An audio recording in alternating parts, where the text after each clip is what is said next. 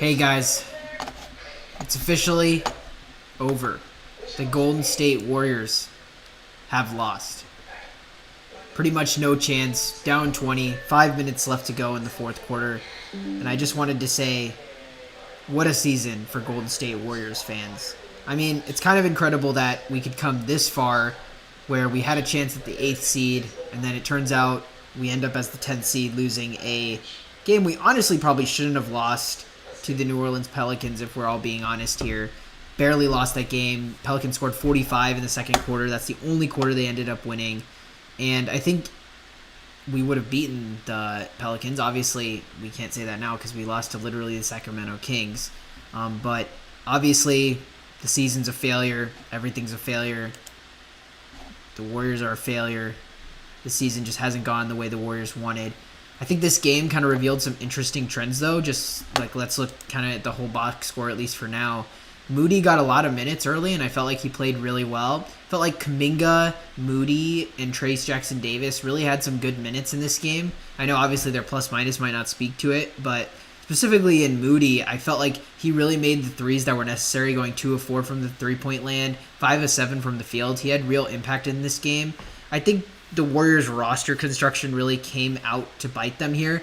I think what we realized is when the Warriors got offensive rebounds in the regular season because of the effort level, and it seemed like while Podziemski did end up getting 8 rebounds, only 2 offensive rebounds, and the team as a whole only getting 7 offensive rebounds compared to the Kings getting 14 offensive rebounds, and the Warriors being one of the best offensive rebounding teams, that our size is just not enough. We just aren't big enough to play an offensive rebound in the playoffs, and I think that's definitely something we're going to have to address, or something that Trace Jackson-Davis can definitely grow into as he continues to play. It was also clear that they had a plan. They had a plan for Steph Curry. 7 of 15, 3 of 7 from 3 right now. I mean, he has 20 points, but the first half they really stymied him, prevented him from shooting the ball well, which was definitely key to their game plan.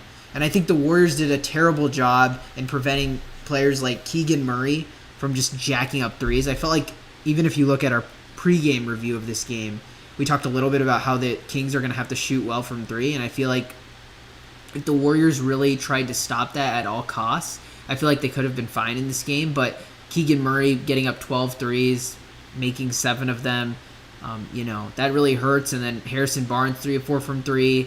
Keon Ellis, 3 of 4 from 3, and playing really good defense. Their starters just played super well versus the Warriors.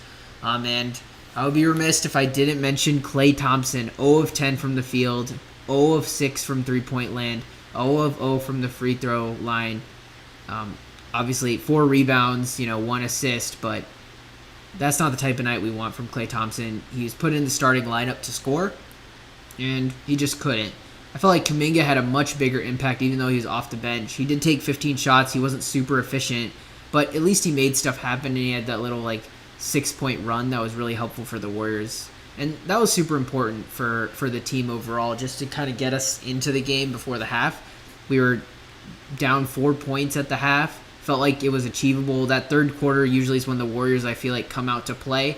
And Klay Thompson not being available to shoot the 3, I feel like, really hurt this team because the spacing he provides, only he can provide. And when he's not hitting, they're relying on people like Moses Moody to start spacing the floor, which is just not a reliable option. And Steph Curry was really the center of attention. It was kind of crazy to see Draymond Green start off the game with a 3. I thought that was incredible and really cool to watch.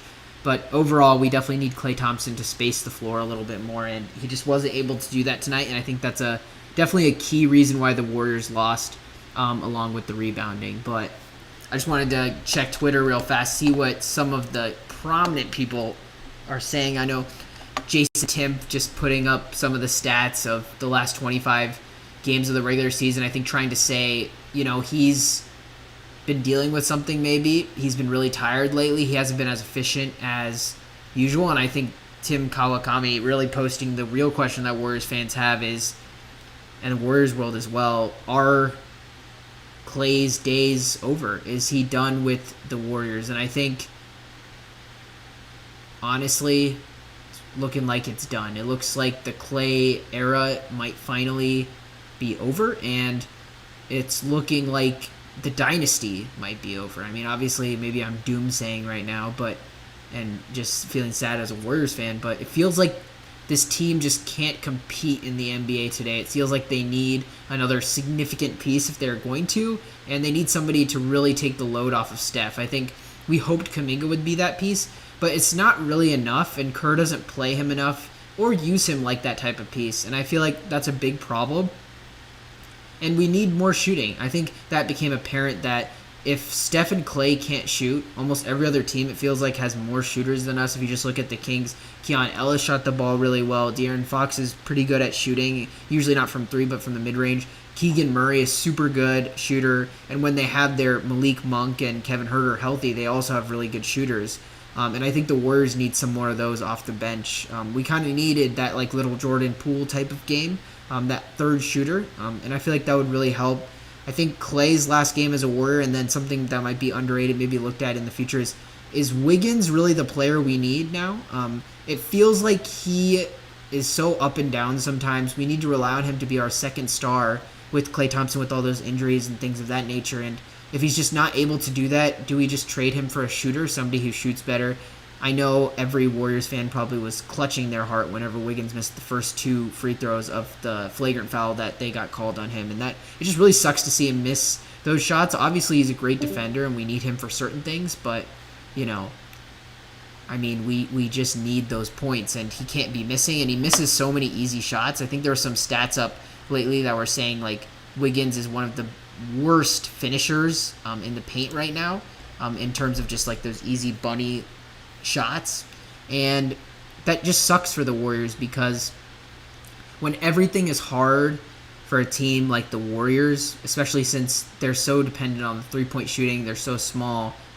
If the players who have athletic advantages like Jonathan Kuminga and Andrew Wiggins don't take advantage of their matchups, it's going to be really tough for the Warriors to really win anything. It's just not a good situation, and I feel like there has been some talk about some mismatch between Kuminga and Andrew Wiggins, and I think with that in mind, I think maybe Andrew Wiggins should be traded for maybe a defensive shooter. I mean, obviously I'm thinking like Dorian Finney-Smith would be ideal, I think, for the Warriors, but maybe not even, we probably couldn't get that, but something like that would be super helpful. Maybe the Warriors go all in and trade even Kuminga and try to get like a Mikal Bridges type, but it's clear we need something else on the squad to really compete at that next level. And I mean, we were the 10th seed this year. That should tell you enough. Although, obviously maybe we played better than the 10th seed. At the end of the day, we lost in the first play-in game. So clearly the Warriors need to do more in the offseason if they're not going to rebuild, which I think a lot of people talking about rebuilding aren't really looking at the facts. Steph Curry signed for 2 more years at least. Obviously, Clay, we don't know, but they also signed Steve Kerr to an extension, and I think they wouldn't have signed him to an extension if they were just going to rebuild. I think it's been clear with the Warriors right now that Kerr is not the best as a rebuilding coach.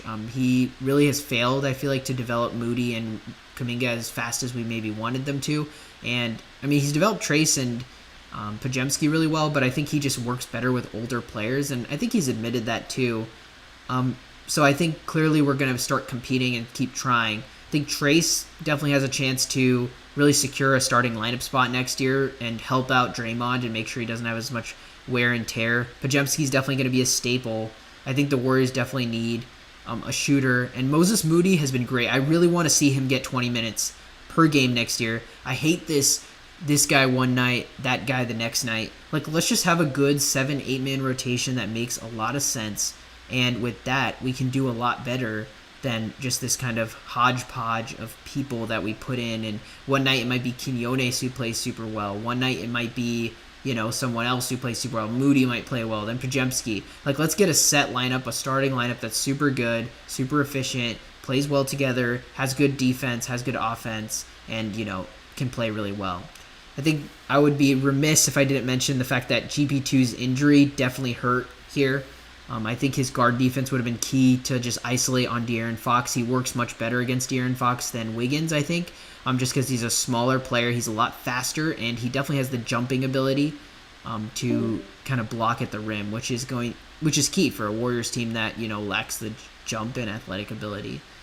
But I mean, overall, just a sad night. I mean, Warriors fans wanted more from this season.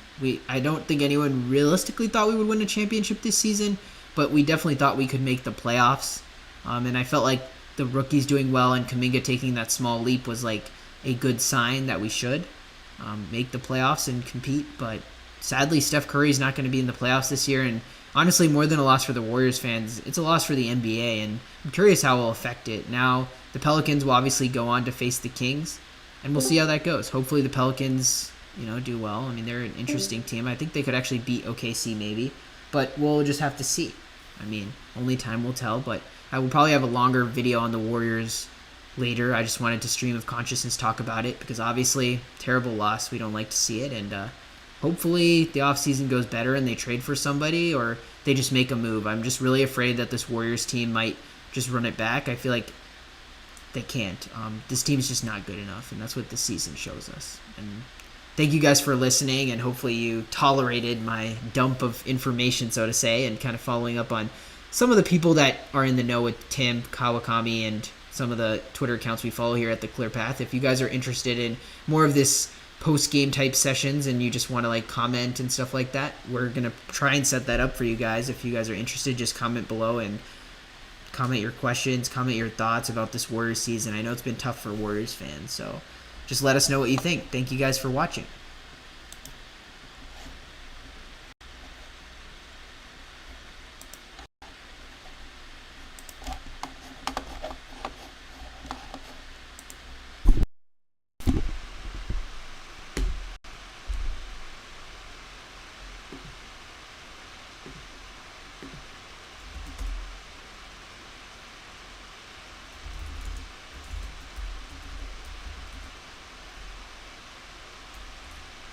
Hello? Hello? Oh, hey, can you hear me? Thank you. Oh, nice. What are you up to? I was watching this game in what's it, Golden State Warriors. Yes, sir, they did. Like Sacramento's where Avery lives, but already it's Avery lives in Sacramento? Yeah, just these Davis. Wait, really?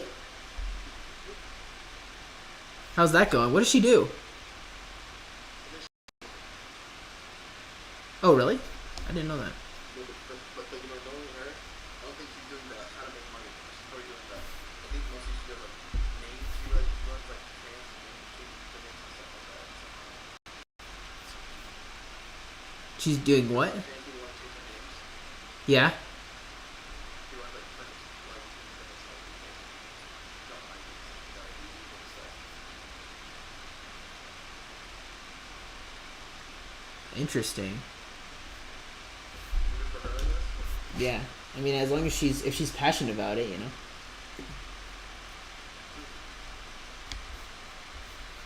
don't really care what people do, honestly, as long as they like it. You can make a lot what I've realized about the world is if you're really good at what you do, you can make a lot of money doing it. Even if it's like helping migrants or like, like that. I mean, some of those people are actually some of the richest people, surprisingly or unsurprisingly. I don't know. Things for migrants that are helping in California that came in. I don't know how much money they have. Oh, they don't got much money. We both know that, Drew.